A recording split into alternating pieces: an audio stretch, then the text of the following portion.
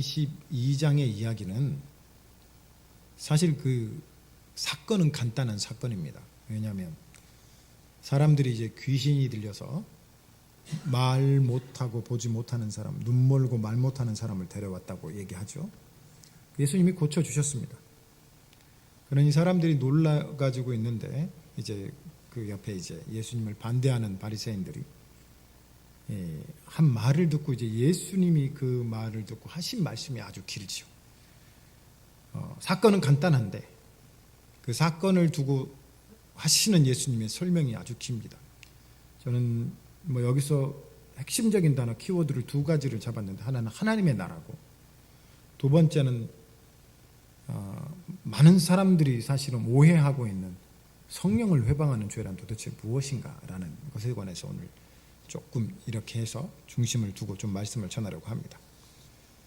오늘 본문에 그 처음에 등장하는 사람이 이제 말 못하고 보지 못하는 사람을 예수께 데리고 와요. 저는 이 장면이 참 한편에 좀 약간 뭐랄까요, 드라마틱이라고 할까요, 각본 없는 드라마라고 얘기할 거예요. 아이러니한 게, 귀신이 들려서 눈 멀고 말 못하는 사람을 데려왔는데 예수 그리스도께서 치유하십니다. 그러나 한편에 볼 수 있고 말할 수 있는 사람들이 서 있는데 이 사람들이 예수를 반대합니다. 눈 멀고 말 못하는 사람이 예수께 와서 치유함을 얻고, 볼 수 있고 말할 수 있는 사람, 특히 이 사람들 중에 가장 대표적인 사람들이 바리새인들이라고. 이 사람들이 어떤 사람들입니까? 남들보다 똑똑하다고 하는 사람들이고, 남들보다 말을 더 잘한다고 하는 가르치는 선생들이고, 남들보다 더 잘 본다고 하는 지식 있는 사람들인데, 그러나 예수 그리스도의 하신 일을 비방하는 이런 아이러니한 일이 일어납니다. 예수 그리스도는 하나님의 나라에 관해 일을 이야기하기 시작하는데, 이 바리새인들은 바알세불이라는 어처구니 없는 그런 이야기를 하는 것입니다. 예수님이 단 한 구절로 그렇게 얘기하죠. 귀신 들어서 눈 멀고 말 못하는 사람이었다. 근데 이 병의 원인을 다른 어떤 것에 두지 않고, 모든 병이 그런 것은 아닙니다만은 귀신 들려서 그랬다라고 성경이 이렇게 얘기합니다. 예수님이 고쳐주셨습니다. 우리가 다 놀라서 얘기합니다. 이는 다윗의 자손이 아니냐. 이 다윗의 자손이라는 말은 즉 오리라고 하는 그분, 그 선지자가 아니냐, 그 메시아가 아니냐, 그 구원자가 아니냐라는 말입니다. 지금껏 예수를 반대했던 사람들이 보기에는 놀라운 일입니다. 주님이 사실 너무 좀 이 사건을 설명하는데 말하자면 아주 단순하고 쉽게 얘기했죠. 그냥 예수님이 귀신 들린 사람이 와서 있는데 고쳐주셨느니라 라는 이 짧은 얘기지만, 여러분, 이것이 사실이고 이것이 분명하다면 이거는 놀라운 사건이잖아요. 이 현장과 이 상황에 있었다면 우리가 그 사건을 보고 우리도 동일하게 놀랄 것이고 하나님을 찬송하지 않을 수가 없지 않습니까? 왜냐하면 악한 영의 역사가 떠나가고 우리가 보는 것은 기적을 일으키고 하나님의 말씀을 실행하시는 분을 보는 것이에요. 그러니 우리가 다 놀랍니다. 그 상황에 있던 사람들. 그리고 서로 묻습니다. 다윗 자손이 아니냐? 그러니까 이런 대답 속에 뭐예요? 아닌가? 우리가 기다리던 그 사람이 아닌가? 우리가 생각했던 그런 메시아가 아닌가라는 얘기를 하는 겁니다. 이때 바리새인들이 그 얘기를 듣고, 아니다, 저 사람은 메시아가 아니다, 저 사람은 다윗 자손이 아니다, 저 일을 행한 것은 하나님의 일이 아니다, 마귀가 하는 것이다, 귀신이 하는 것이다 라는 그런 얘기를 하는 것입니다. 이 바리새인들의 대답은요, 굉장히 잘못된 방향으로 대답을 했어요. 사실은. 왜냐하면 여러분, 귀신의 왕이라는 것이 있는지 없는지도 잘 모르겠고, 그 왕이 바알세불인다라고 그렇게 하는 것도 사실은 잘 이해가 안 되는 말입니다. 왜냐하면 성경 어디에도 그렇게 얘기한 적이 없어요. 이 아이디어는 사실 이방 신앙들과 이방인들이 믿는 그들의 신앙에서 그대로 가져온 거예요. 성경을 안다는 사람들이 예수를 비방하기 위해서 이방 신의 이름을 사용하고 있는 거예요. 이방 신들, 우상과 귀신의 믿음을 그대로 차용해서 예수를 비방하고 있는 거예요. 하나님, 그래서 사실은 이게 어처구니 없는데 귀신이 들렸던 사람에게 귀신이 떠나가는 일이 한쪽에서는 일어났고, 한쪽에서는 본다고 하는 사람, 보고 있다고 하는 사람들이 여전히 그들의 마음속에는 하나님과 그 거룩하심에 대한 믿음이 아니라 이방인과 귀신에 대한 믿음과 그 지식으로 그 더러운 가르침을 입으로 내고 있는 그런 두 장면이 이렇게 펼쳐지고 있다는 것입니다. 이 말 속에 사실은 바리새인들이 예수 그리스도를 비방하는 것도 있지만, 이 본문 이전에 이 사람들이 원했던 것이 뭐냐면 예수를 죽이려고 하는 거였어요. 그래서 출애굽기 12장에 보면 무당들이나 접신하는 사람들을 다 예수 그리스도 하나님께서 뭐라고 하시냐면 너희 다 죽이라고 얘기해요. 그래서 출애굽기 22장 18절에 너는 무당을 살려두지 말라라는 거예요. 그래서 유대인의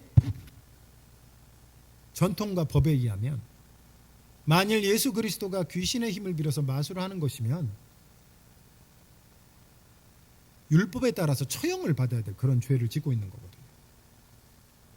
그래서 오늘 이 본문에서 예수 그리스도는 모함을 당합니다.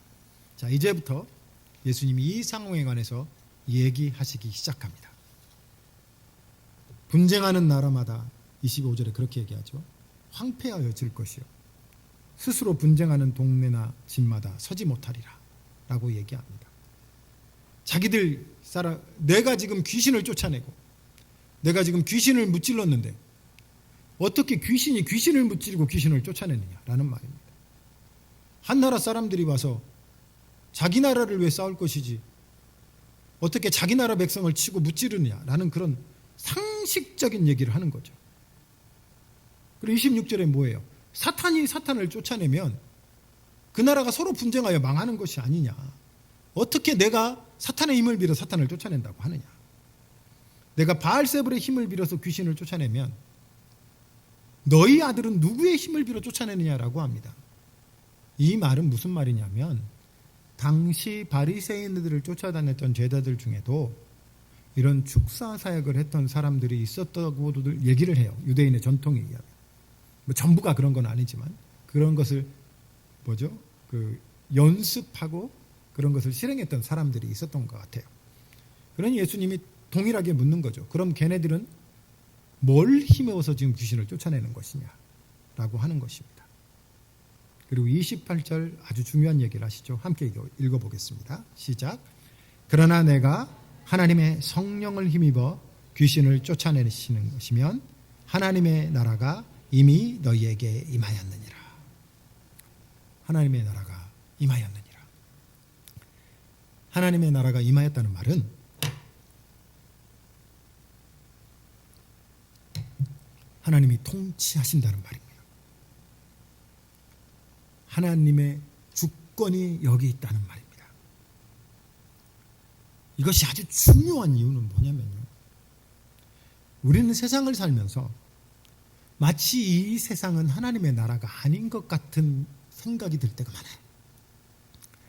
우리는 세상을 살면서 이곳에서 가끔 어떤 장소나 어느 곳에 가든지 아니면 간혹 우리는 늘 예기치 않게 우리의 무의식 중에도 하나님께서 통치하신다, 다스리신다는 생각을 잃어버리며 살 때가 많다고요. 세상이 가지고 있는 영향력과 세상이 가져다주는 근심과 걱정과 세상이 가지고 오는 파도처럼 몰려오는 수많은 정보들과 생각들과 그의 영향력들에 휩싸여서 마치 파도에 휩쓸려가는 것처럼 바람에 밀려가는 것처럼 우리가 생각하기를 마치 우리는 하나님의 나라에 속해서 하나님 나라에 사는 것이 아니라 세상에 속해서 세상의 그냥 흐름대로 흘러가는 세상의 피해자요. 세상 사람들이 세상이 끌고 가는 대로 끌려가는 그런 존재로 살아가는 그런 사람들처럼 느껴질 때가 있다는 거예요. 근데 주님이 뭐라고 말씀하시냐면 하나님 나라가 너희에게 임하였느니라. 하나님이 지금 너희를 통치하고 계시느니라 라고 말씀하신다는 것입니다. 그리고 그것으로 보여주는 것이 귀신이 떠나가는 얘기를 하는 거죠. 그리고 오늘 이 본문의 29절에 예수께서 하시는 말씀이 사람이 먼저 강한 자를 결박하지 않고서야 어떻게 그의 강한 자의 집에 들어가 그 세간을 강탈하겠느냐. 결박한 후에야 그 집을 강탈하리라 라고 얘기합니다. 하나님 나라가 임할 때 12장의 하나님의 나라가 임하는 모습은 먼저 강한 자를 결박하고 그 강한 자가 가지고 있던 그 세관을, 그 강한 자가 잡고 있던 그 포로들을, 그것을 다시 풀어주는 역할을 하는 것처럼 하나님 나라가 임하던 것으로 표현을 하고 계세요, 예수님이. 저는 이 말씀을 들을 때 생각나는 장면이 사무엘상 30장에 다윗의 얘기가 생각이 나요. 다윗이 사울 왕을 피해서 자기를 쫓던 부하들과 함께 도망을 가다가 유대에서 도망을 못해서 자기 원수와 같은 블레셋에 잠깐 피할 때가 있었습니다. 근데 이제 그 블레셋이 이스라엘과 전쟁을 해요. 근데 블레셋 왕은 다윗을 너무 좋아했어요. 같이 전쟁하러 가자 하고 데려가요. 이게 큰일이에요, 다윗한테는. 왜냐하면 다윗이 이스라엘과 싸울 수는 없잖아요. 그래 가고 있는데 블레셋 왕의 신하들이 폐하, 저 다윗이 누굽니까? 사울은 천천히요, 다윗은 만만이다라고 얘기했던 그 다윗이 아닙니까? 만일 전쟁 중에 우리를 배반하면 어떡합니까? 라는 그런 얘기를 해요. 그러니 블레셋 왕이 다윗을 다시 돌려보냅니다. 이 다윗이 왔다가 다시 자기가 살았던 그 블레셋 마을로 돌아가는 도중에 그 기간 동안 블레셋 군대가 없잖아요. 군사들이 다 전쟁으로 나갔잖아요. 그 틈에 아말렉 군대가 다윗이 살던 동네에 쳐들어와서 남아있는 부녀들을 다 포로로 잡아갑니다. 다윗이 그 마을에 도착을 해서 봤더니 이미 자기의 아내들과 자식들과 뿐만 아니라 자기를 따르던 부하들과 그 온 동네 사람들의 부녀들이 다 잡혀갔어요. 성경에는 뭐라고 되어 있냐면 다윗이 우는데 그것 때문에 기진할 때까지 울었다라고 얘기합니다. 아주 슬프게 웁니다. 그리고 심지어 다윗의 부하들마다 이것이 다윗 때문이라고 생각을 해요. 우리가 이 고생을 하고 이 수고를 하는데 우리가 포로로 잡힌 것이 다윗 때문이다. 그래서 다윗을 죽이려고 합니다. 그때 다윗이 제사장을 불러서 하나님께 기도를 합니다. 내가 이 아말렉을 쫓아갈까요? 하나님이 말씀하십니다. 가라. 다윗이 군대를 다시 정비해서 쫓아가서 아말렉을 대파시키고 그 빼앗겼던 식솔들과 세간들을 다시 데리고 와서 회복시키는 모습이 사무엘상 30장에 기록이 되어 있습니다. 강한 자가 강한 자를 결박한 후에 그 빼앗겼던 것을 다시 찾아오는 장면입니다.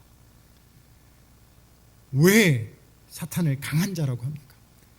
우리는 포로로 잡혀가는 부녀와 같은 사람들입니다. 이길 힘이 없어요. 스스로 싸워서 이길 능력이 없다고요. 우리는 잘 살고 싶어요. 우리는 스스로 행복하고 싶어요. 우리는 남들처럼 떵떵거리고 살고 싶은 마음들이 다 있는데 내 계획대로 안 되고 내 힘대로 안 되고 내 지혜대로 안 되는 것이 세상살이라고요. 왜냐하면 그것에 우리보다 더 강한 어둠의 영이 있어. 우리를 무너뜨리려 하고 우리를 죽이려고 하고 우리의 삶을 망가뜨리려고 마지막에 우리의 영혼마저 지옥으로 끌고 가려고 하는 마귀와 사단들이 있기 때문입니다. 그런데 이 약한 영들과 싸우는데 우리의 힘은 턱없이 부족하고 우리는 싸울 능력이 없기 때문에 우리는 약한 자며 우리는 포로이며 우리는 종이요 우리는 용사가 아닌 것입니다. 그래서 우리는 누가 필요하냐면 구원해 줄 더 강한 자가 필요해요. 예수님이 하나님 나라를 얘기하면서 뭐라고 나오냐면 강한 자가 나타나 더 큰 용사가 나타나서 더 큰 왕, 더 큰 힘, 더 큰 주권을 가진 자가 나타나서 그 악한 강한 자를 결박하고 무찌르고 그 잡혀있던 자를 다시 찾아오는 것이다 라고 얘기하는 것이 바로 이 본문의 말씀입니다. 그래서 귀신을 쫓아내고 그 마귀를 쫓아내는 것이 무엇이다? 바로 그 강한 자를 결박하는 것이다. 누가 하는 거예요? 예수 그리스도께서 그렇게 하신다는 것입니다. 요한일서 3장 7절에서 8절 말씀입니다. 죄를 짓는 자는 마귀에 속하나니 마귀는 처음부터 범죄함이라. 하나님의 아들이 나타나신 것은 마귀의 일을 멸하려 하심이라. 다시 한번 읽습니다. 하나님의 아들 예수 그리스도가 나타나신 것은 마귀의 일을 멸하려 하심이라. 주님이 이 강하고 악한 영을 결박하십니다. 주님이 이 마귀를 무찌르시고 주님이 이 마귀를 멸하십니다. 그것이 하나님이 나타나시고 하나님 나라가 임하시는 일이라는 거예요. 우리가 마치 이 본문을 보면 하나님의 나라와 그 마귀가 서로 뭐죠? 이렇게 대립하고 싸우는 듯하게 보입니다.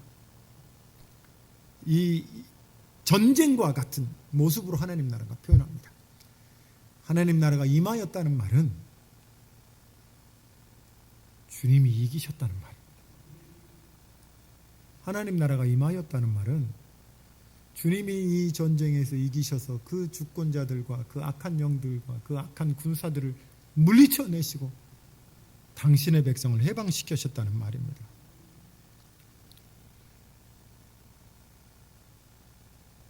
그리고 나서 이제 이 바리새인들의 비방함을 듣고 예수님이 31절과 32절에 걸쳐서 이런 얘기를 하십니다. 31절 말씀을 같이 한번 읽어보도록 하겠습니다.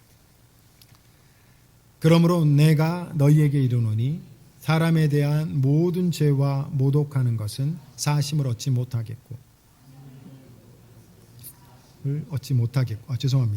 모든 모독은 사심을 얻되 성령을 모독하는 것은 사심을 얻지 못하겠고.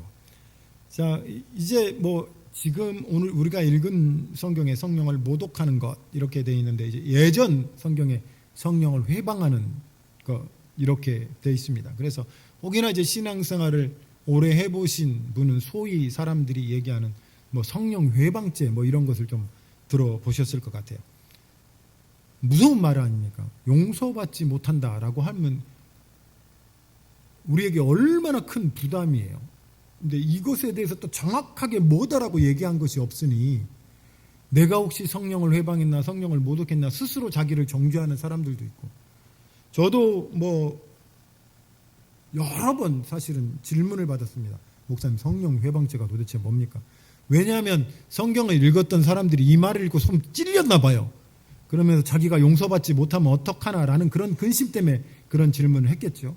뿐만 아니라 제가 만났던 몇몇 소수의 사람들은 자기가 성령 회방죄를 졌다고 스스로 자기를 정죄하고 그 부담 때문에 그 죄책감 때문에 예수 그리스도의 용서하심을 누리지 못하고 사는 사람들을 만난 적이 있거든요. 그리고 어떤 사람들은 또 자기들끼리 싸우면서 말이죠. 네가 성령을 회방했니? 내가 성령을 회방했니? 이렇게 티격태격하는 것도 제가 봤습니다만. 그럼 이 성령 회방한다는 게 도대체 뭡니까? 성령을 모독하는 게 뭡니까? 라고 제가 설명하기 전에 여러분과 제가 교회가 반드시 기억해야 할 우리 신앙의 기본 베이스가 있습니다. 그게 뭐냐면 이거는 우리 개혁교단들이 성경을 해석하는 기본 원칙인데 불명확한 구절이 명확한 구절을 훼손하면 안 돼요. 불명확한 구절로 명확한, 예를 들어 가장 명확한 구절이 뭡니까? 주 예수를 믿으라 그리하면 너와 내 집이 구원을 얻으리라. 이 복음과 이 용서와 이 하나님의 사랑과 우리 하나님은 사랑이시다. 그의 인자는 끝이 없으시다. 출애굽기서에 선포하시는 여호와로다 여호와로다 노하기를 더디하시며 인자가 끝이 없으시며 그를 사랑하는 자에게 천대까지 은혜를 베푸시는 하나님이시로다 라는 이 선언은 우리가 모든 성경과 말씀을 볼 때마다 자비롭고 은혜롭고 노하기를 더디하시고 구원을 베푸시고 찾는 자를 거절하지 아니하시는 그 하나님, 용서하시고 자비로우시며 그 허물을 덮으신 하나님이라는 구절이 매장마다 선언되고 선포되는 말씀이잖아요. 이 명백하고 확실한 말씀을 이 말씀으로 훼손하고 공격하면 안 된다는 거예요. 그래서 여러분이 가지고 계신 그 믿음과 신앙, 하나님에 대한 그 고백들의 왜 기본은 뭡니까? 주 예수를 믿는 모든 자에게 하나님이 구원을 주신다. 거기에 뭐가 됐다고요? 내가 포함이 되어 있다 라는 이 믿음이 흔들리면 안 돼요. 사실은 우리 사람들이 말입니다. 참 우리 신앙인들도 참 무서운데 이 분명하고 확실한 복음, 천하인간의 구원을 얻을 만한 다른 이름이 없고, 천사라 할지라도 내가 전한 복음 외에 다른 복음을 너에게 전하는 이름 저주를 받을지어다. 사도 바울이 그렇게 얘기를 했는데, 이 확실한 십자가의 복음, 예수의 복음, 이 너무너무 분명한 이 그리스도 예수의 복음을 떠나서 우리는 늘 다른 것에 관심이 많이 가져요.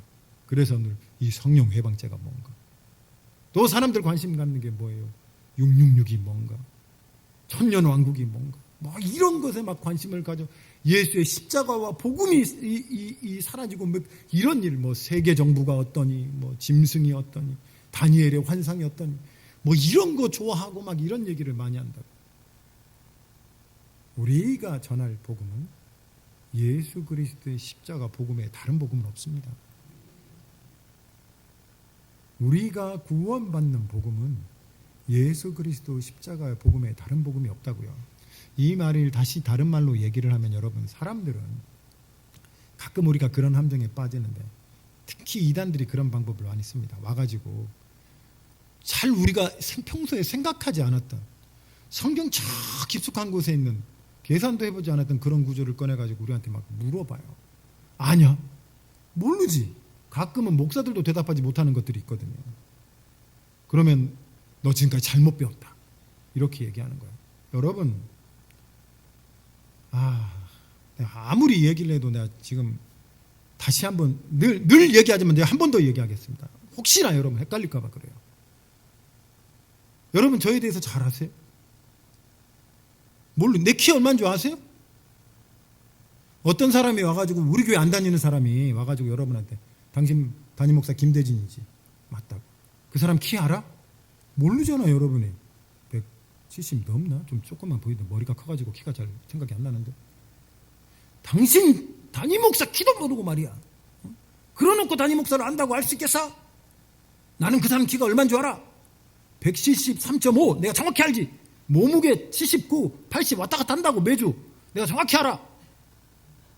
그러면 이제 여러분이, 아이고 내가 담임 목사를 이 사람보다 모르는구나. 중요한 건 뭐예요?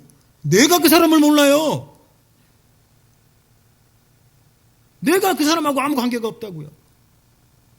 우리 아들이 내 키 몰라요. 우리 아들은 내 생일도 몰라, 이놈 나시기.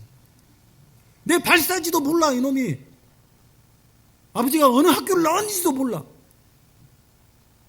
동사무소 직원은 제 주민번호도 알고, 내 본적도 알고, 우리 아버지 이름도 알고, 너무너무 정확하게 합니다만 그 사람은 제 아들이 아닙니다. 중요한 거는 내가 예수를 믿고 다른 거 다 몰라도 십자가에 죽으신 그리스도 예수로 인하여 내가 죄사함을 얻었다는 이 믿음, 그래서 내가 하나님의 자녀가 됐다는 이 믿음을, 여러분, 천지가 변해도 잊어서는 안 되고 세상이 변해도 바뀔 수 없는 이 복음이라는 거죠. 주님이 제가 큰 위로가 되는 말 중에 하나가 뭐냐면, 그렇지 않았으면 내가 너희에게 일렀으리라. 비밀이 없습니다. 예전에 비밀이라고 했던 적이 있었죠. 예수 그리스도가 나타나기 전까지는. 그러나 그리스도 이후에 다른 복음은 없습니다. 다른 비밀은 없습니다. 다른 진리는 없습니다. 다른 이름도 없습니다. 다른 교회도 없습니다. 그럼 반드시 마지막까지 기억하셔야, 예수님 오신 날까지 기억하셔야 될 말이 바로 이 예수 그리스도, 이 복음, 이거 잊지 마시고 흔들리지 마시기를 바란다는 것입니다. 좀 더 한번 정확하게 얘기해 봅시다. 예수님이 이 바리새인들과 얘기를 통해서 성령을 너희가 모독하였도다라고 얘기하는 그 장면을 자세히 보면, 예수님이 이 귀신을 물리쳤어요. 그렇죠? 그리고 치유를 하셨다고요. 사람들이 뭐라고 해요? 다윗의 자손이 아니냐. 그런데 바리새인들이 뭐라고 얘기하냐면, 귀신의 힘을 빌어서 일을 한다라고 얘기를 합니다. 즉 하나님의 선하시고 아름다우신 일을 귀신의 일이라고 얘기했습니다.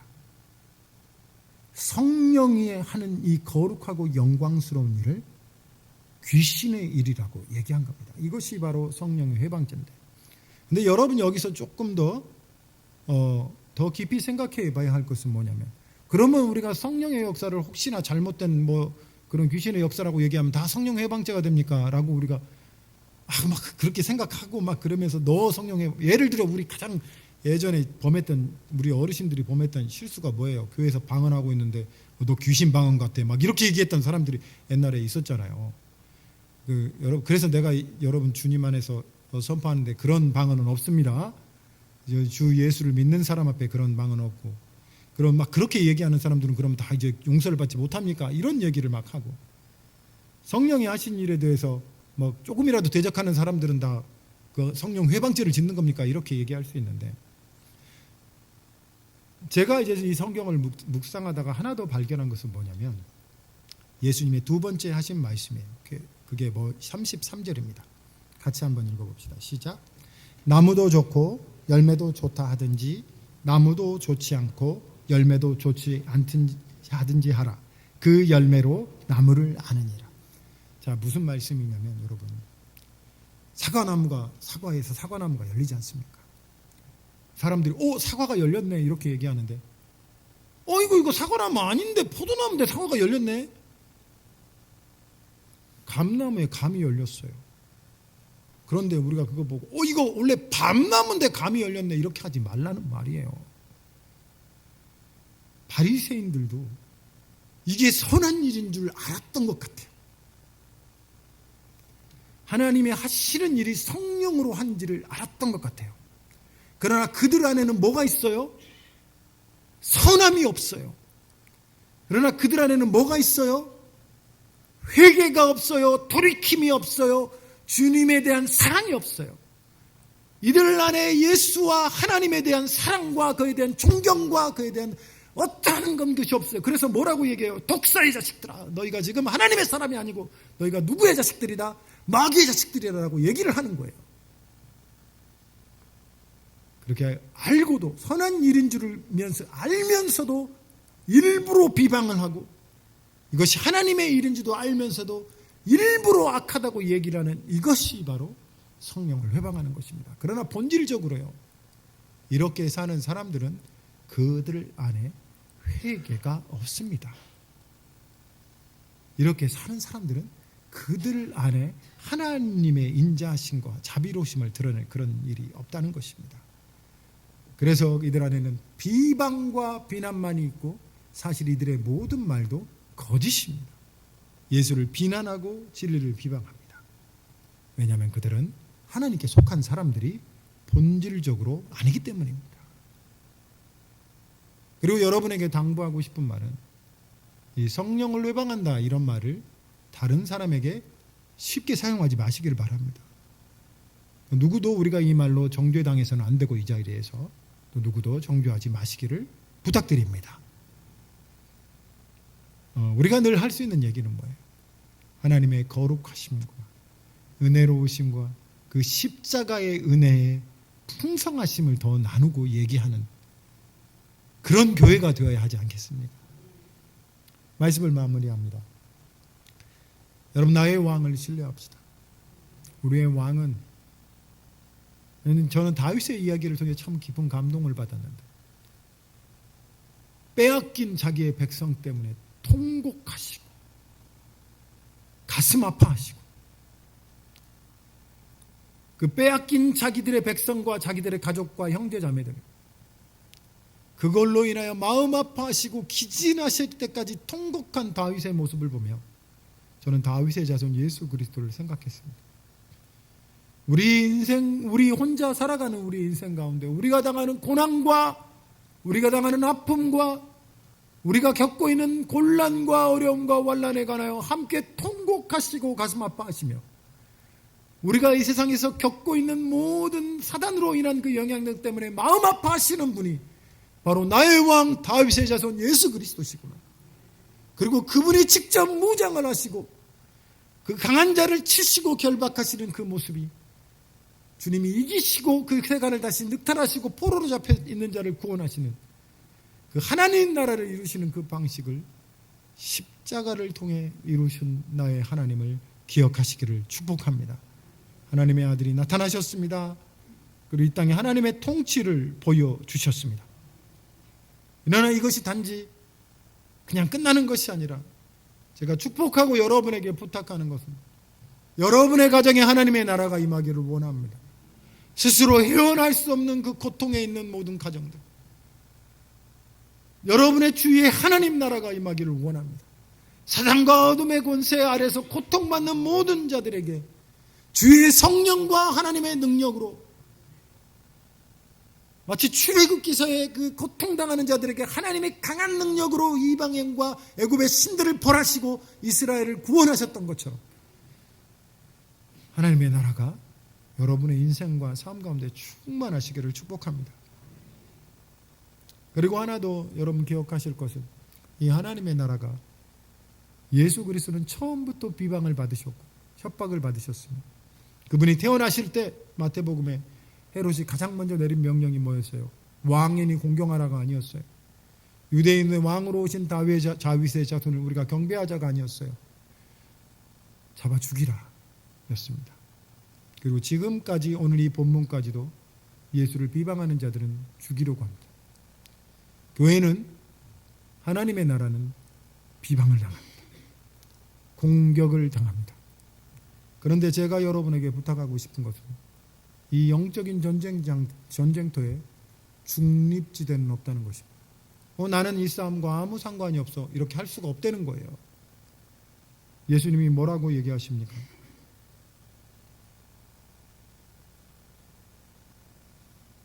이 30절 같이 한번 읽어보겠습니다. 시작. 나와 함께 아니하는 자는 나를 반대하는 자요, 나와 함께 모으지 아니하는 자는 해치는 자니라. 사단이 공격하고 사단이 많은 사람들을 죽이러 갑니다. 마치 이런 거예요. 여러분, 남북한에 전쟁이 일어났으면 우리가 대한민국 사람이라면 싸워야 하겠죠. 그런데 나는 이 전쟁에 나는 관심이 없어, 저는 중립을 지킬래요, 이렇게 얘기하는 사람은 사실 뭐죠? 북한을 돕는 거죠. 교회가 비난을 당하고 교회가 공격을 당하고 하나님의 나라가 비방을 받는 이런 시대에 마치 사람들은 복음을 전하는 것이 잘못인 것처럼 얘기를 하고 예수를 믿는 것이 죄인 것처럼, 아주 무서운 죄인 것처럼. 제가 어느 글을 읽었는데 참 너무 마음이 아파요. TV나 지상파에서 사람들이 연애에 대해서 노래하고 성에 대해서 노래하고 또 동성애에 대해서 얘기하고 이런 건 다 괜찮은데 종교에 대해서는 얘기하면 안 된대요. 이 성탄절날